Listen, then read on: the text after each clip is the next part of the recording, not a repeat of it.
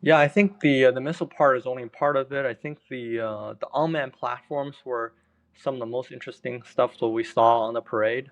Um, if you want, I can talk about both the aircraft and also the the submarines that we saw. Yeah, let's go. Let's do it. Yeah, so um, I think the drones, the large drones that we saw, really surprised me personally quite a bit, just because I actually had no idea they were that advanced. Like I knew they had some stuff planned, but I didn't know if they were that particularly advanced. We saw like basically two large drones that were somewhat comparable in size to a J-10, which is larger than any of the um, drones that are in development with the U.S. Air Force. So, U.S. Air Force has what they call the Collaborative Combat Aircraft Program, which are basically drones that are much larger than your FPVs that are intended to fly with your um, fifth or sixth generation aircraft as what they call the loyal wingman. So you have the manned aircraft directing the unmanned aircraft to do whatever. And what we saw China display was they showcase some smaller um, drones that probably played a similar role to what American envisioned the loyal wingman to look like. And then we saw these two large drones, which are J-10 sized, and we know based on the layout that they can probably fly supersonic speed, and it is not out of the question that they can do supersonic cruise. And they can also have these like tailless ends. So, you know, it's very stealthy, clearly, because they're just shaped that way. And basically, I would say they're built to like higher uh, stealth standard than J-35 even. So in reality they should be very hard to detect, and they're built in a way that indicates that they can maneuver very quickly. So the thing about humans is like we have bodies. So if if the turn goes too fast, then we might faint. So there are real limits on like how much the drones can turn when not drones aircraft can turn when humans are in them, right? You don't really have the same limitations when there's no person in them. So a lot of these like drones that we saw, hypothetically speaking, they can turn at more aggressive um, turn rates than the fighter jet that we're used to see.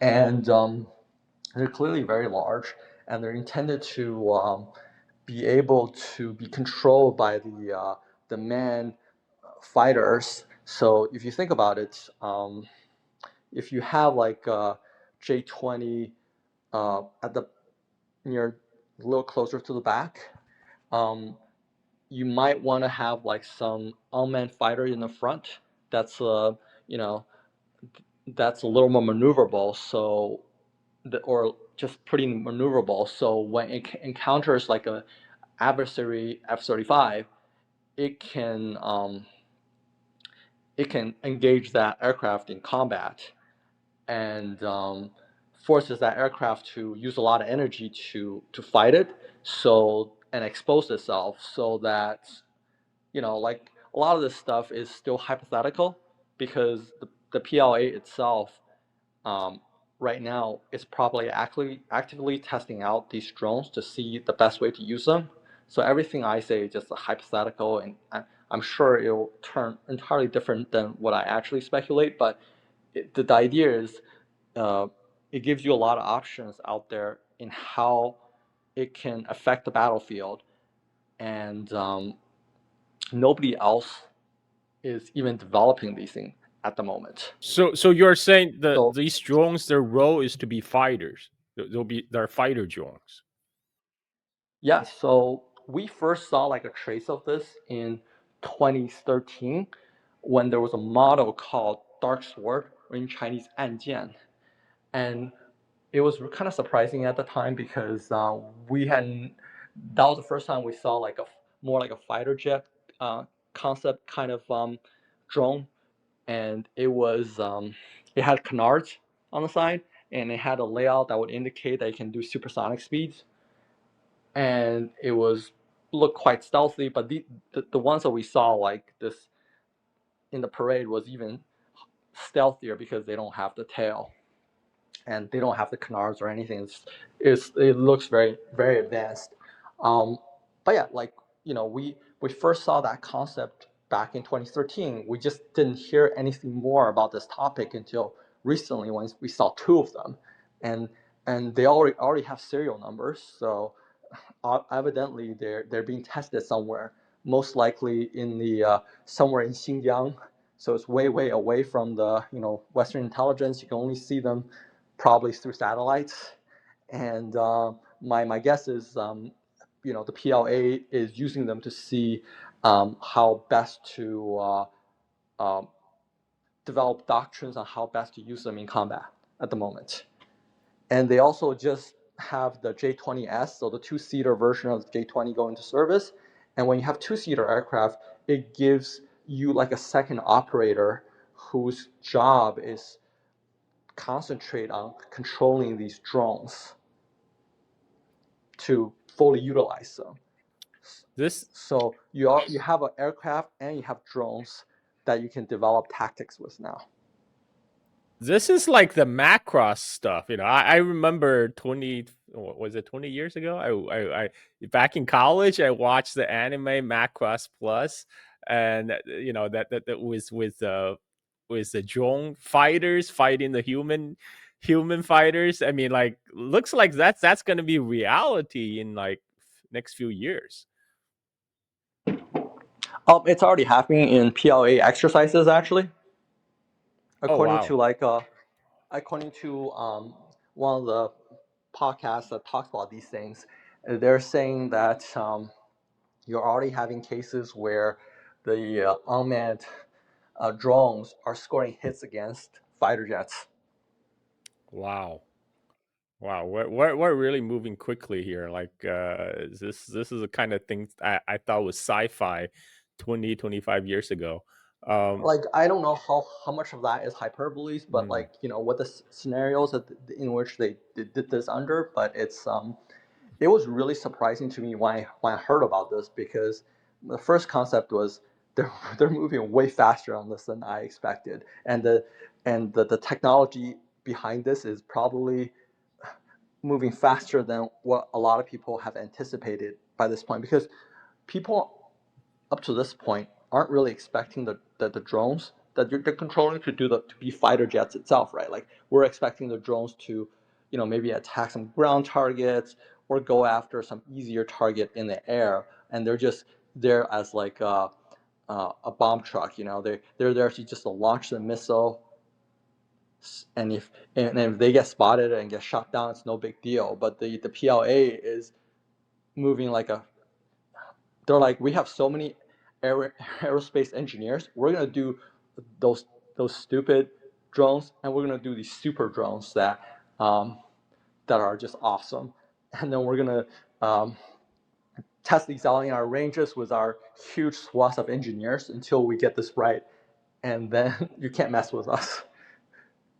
that reminds me that they recently launched a new amphibious assault ship, Sichuan, right? And that Sichuan looks like it's designed to be a drone launching platform. No.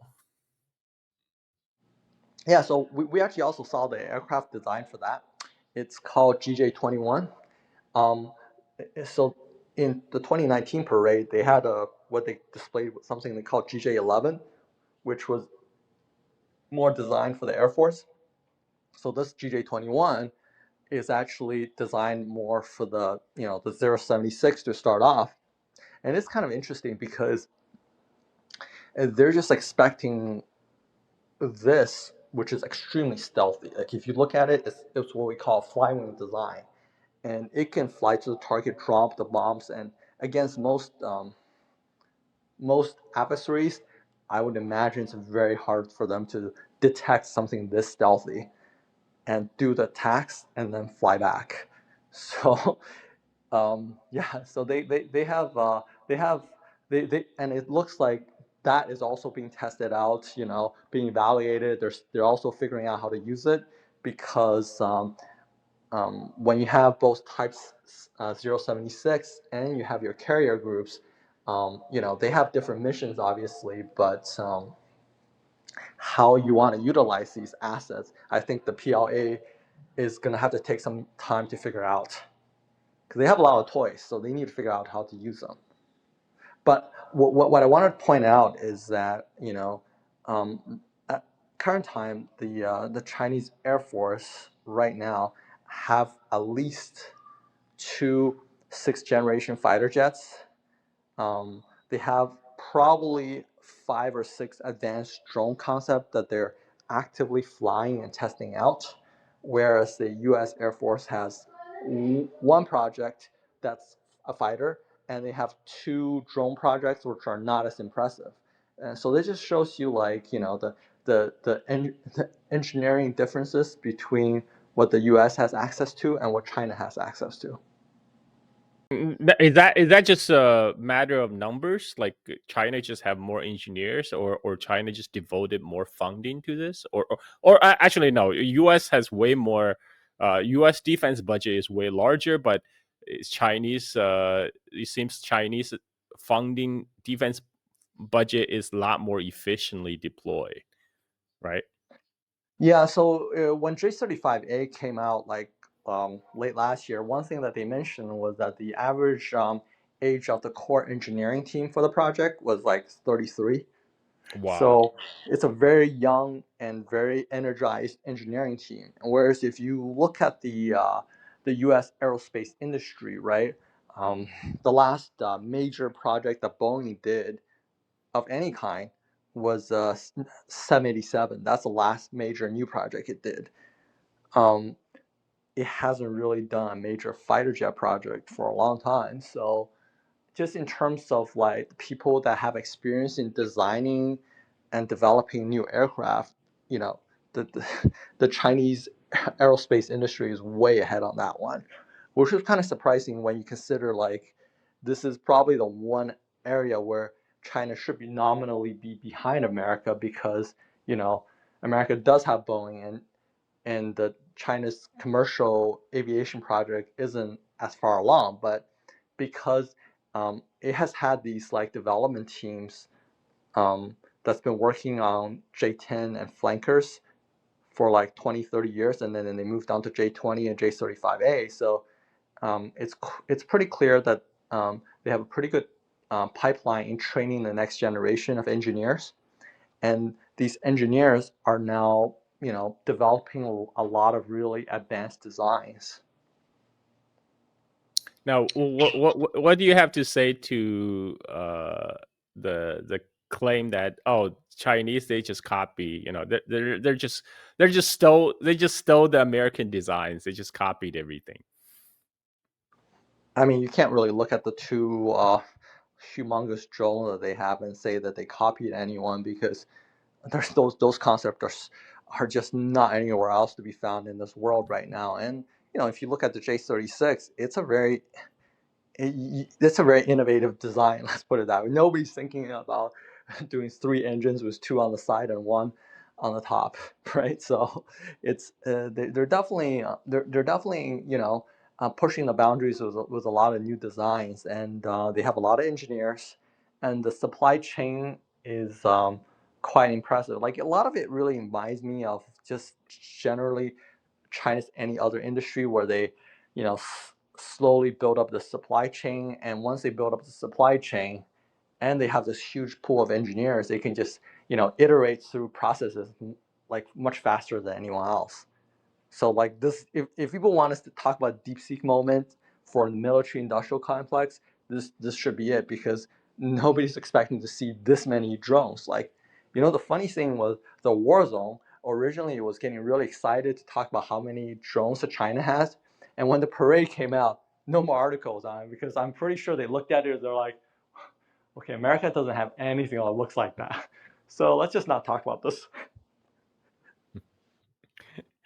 I thought I was gonna give them a benefit of doubt. I thought maybe there are too many drones. They're gonna have to some time to process all that information.